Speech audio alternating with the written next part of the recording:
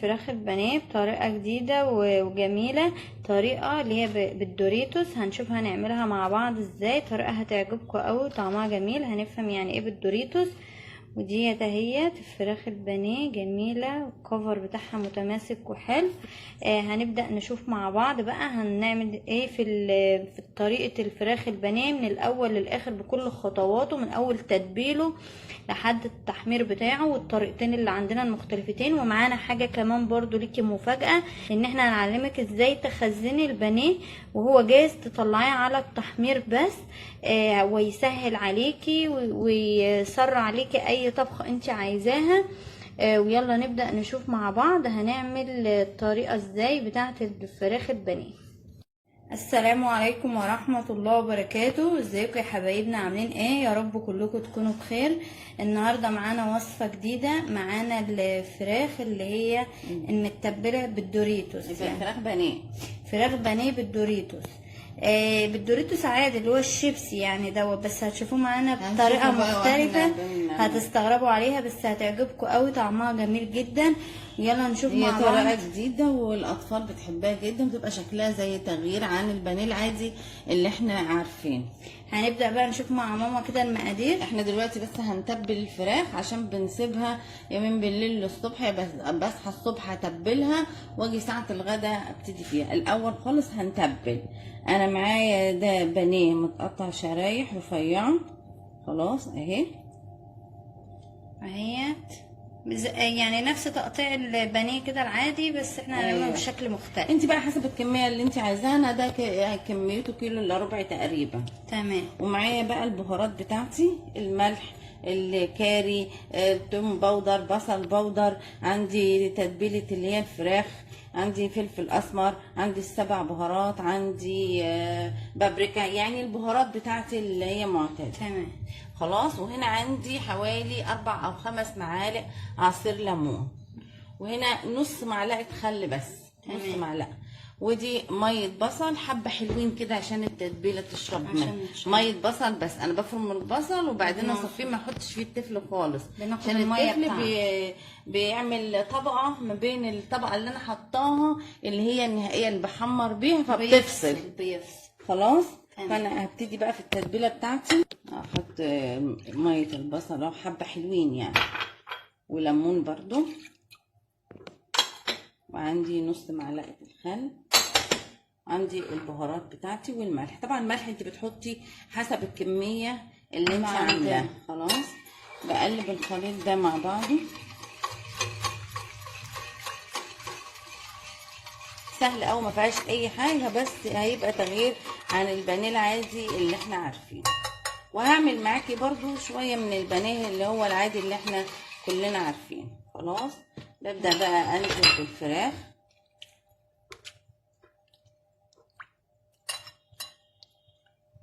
الوصفه دي يا جماعه جميله جدا وطعمها حلو.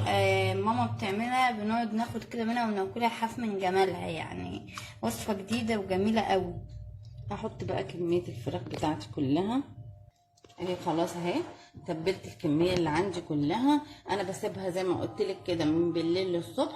لما تصحي الصبح تتبليها، وبعد ما تخلصي شغل البيت وكده وتبداي في الغدا تحمريها. وانا هحمرها معاكي بطريقتين، طريقه الدوريتوس وطريقه البقسماط العادي. هنبقى نشوفها مع بعض ساعه التحمير. بكره ان شاء الله نعملها مع بعض ونحمرها ونشوفها جاهزه مع بعض. بغطيها طبعا وبعدين حبايبي انا خلصت خلاص اهو، وغطيته بالاسترتش عشان اعمله يعني بعد ما يقعد في التتبيله ساعتين 3 زي ما تحبي تقعدي في التتبيله عادي. انا غطيته باسترتش وبحطه في التلاجة لغايه ما اجي استخدمه ان شاء الله. انا عامله كميه صغيره عشان انا عندي اكل تاني فهحطه جنب الاكل، لكن انت طبعا بتعملي الكميه اللي انت عايزاها. خلاص تمام. يعني احنا هنسيبه دلوقتي في التلاجة ونطلعه نحمره، وهطلعه احمره بعد ساعتين 3 حسب ما انتي تكوني هتجهزي الغدا بتاعك. ما نطلعه يا جماعه حبايبنا، هنشوفه مع بعض، هنشوف هنحمره ازاي.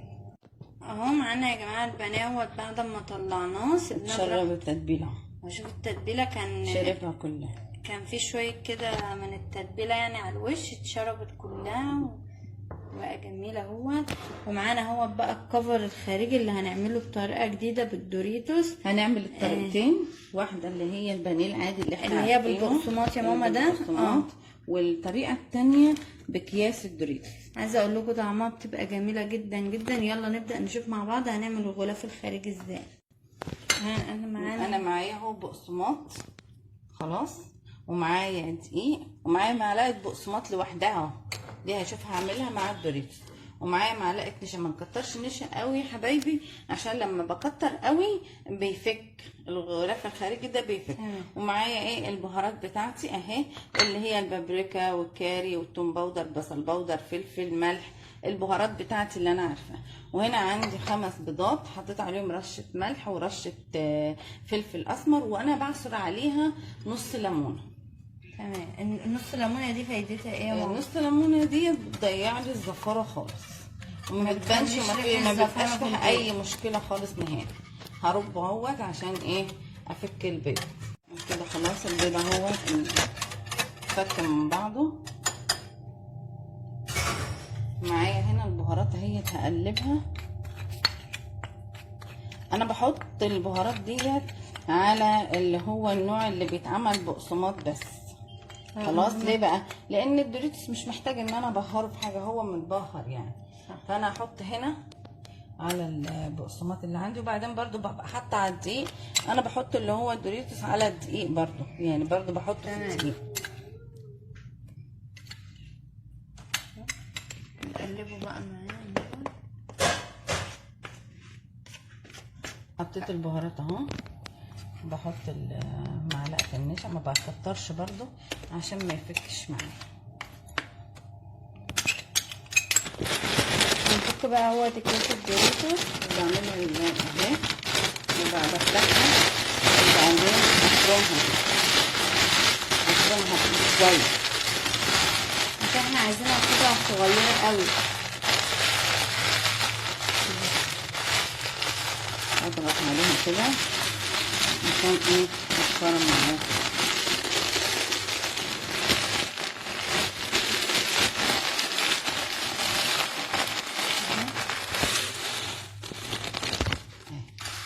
ده الحجم الحلو اللي كده احنا عامله عايزينه. ازاي؟ نكسرها شويه بقى اصغر. هي برضه بتبقى قطع، بس يعني قطع بصغرها شويه. برضو عايزين نعمل اكياس برضو ايه نفس الكميه ديت كده. افتح الاول وبعدين ايه ابتدي اضغط عليها تتفرم معايا. شايفين خلصنا معانا كميه الدوريتوس اهوت بايدينا عادي. وهنحط عليها يعني ايه رشه بقسماط واقلب كده. شوف انا محتاجه ولا لا. لازم الدوريتوس هو اللي يبقى طاغي. يبقى يعني لون الدوريتوس، عشان كده انا بحط بقسماط شويه واقلب واشوف هل اللون بتاعي لسه موجود ولا لا. تمام كده انا هحتاج برضو ايه رشه بسيطه. خلاص هقلب لاني عايزه لون الدوريتوس اللي موجود عندي اللي هو الاصفر ده يبقى موجود.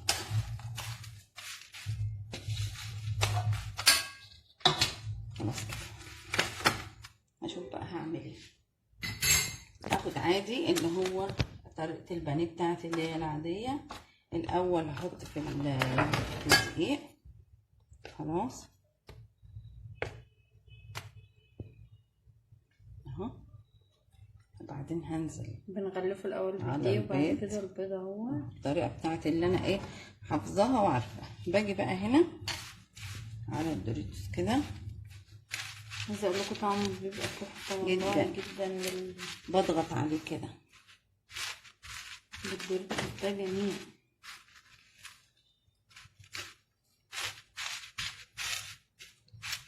عايزه بقى انت تجيبي اللي هو السبايسي ماشي، عايزه تجيبي بطعم الجبنه ماشي، احنا بنعمله بطعم الفلفل الحلو. انت بقى عايزه تغيري اي طعم انت عايزاه. جميل ماشي. شايفه حلو وتغلف وتمسك فيه. اهو بعمل تاني اهو. بنعفرها بالدقيق الاول.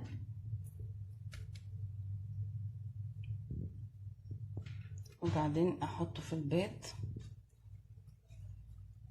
نفسي يا حبايبنا تجربوا اللي هي طريقة الدوريتوس دي، جداً. طعمها جميل بجد قوي. ارجع اهوت بضغط عليه كويس عشان يتماسك فيه، هو بيتماسك برضه بس انا ايه بضغط عليه كويس علشان الاطفال عندك هيحبوه بالطريقة دي قوي جدا جدا، تغيير عن طعمه البانيه اللي جميل هو جداً. الايه العادي.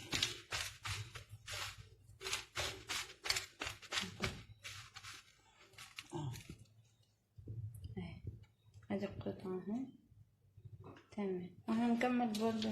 طب مش هنشوف الاول الدوريتوس يا ماما، بعد كده نخش على اللي هو بالبقسماط العادي. ايوه بعد كده نعمل البقسماط اللي هو الطريقه العاديه، اللي حابب ده يعمل واللي حابب ده يعمل.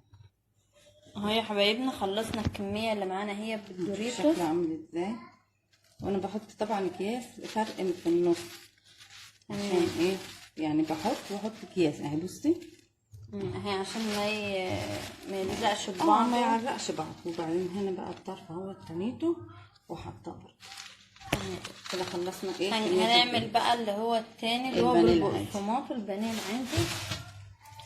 هنعمل برضه تقريبا نفس الطريقه. هحط هنا في الدقيق اهو، اغلفها بس كويس وبعدين احط في البيض واطلع بقى على البقسماط اللي انا بهرته وحطيت عليه ايه النشا. واغلفه بقى كويس، اضغط عليه كده، مش ضغطه جامده يعني بس ضغطه خفيفه كده.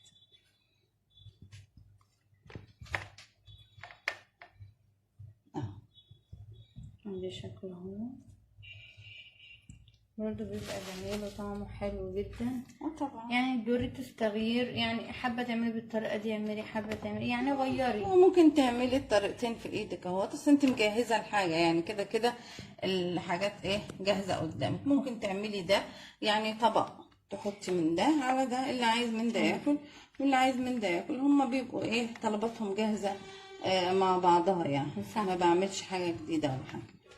اهو بنغلفها كده وهنكمل كل الكميه اللي معانا دي برضو بنفس الطريقه كده والخطوات. اهو البنات طلع معانا وجاهز اهوت، وعايزه اقول لكم ريحته جميله جدا والكفر بتاعه متماسك ومقرمش من جوه وطري.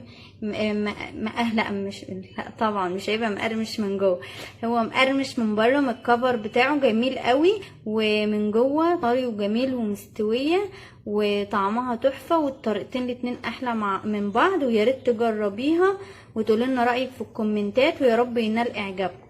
وان شاء الله لما تجربيها عرفينا في الكومنتات، واعملي لنا اشتراك للقناه وفعلي الجرس عشان يوصلك مننا كل جديد. وبألف هنا عليكم. باي باي.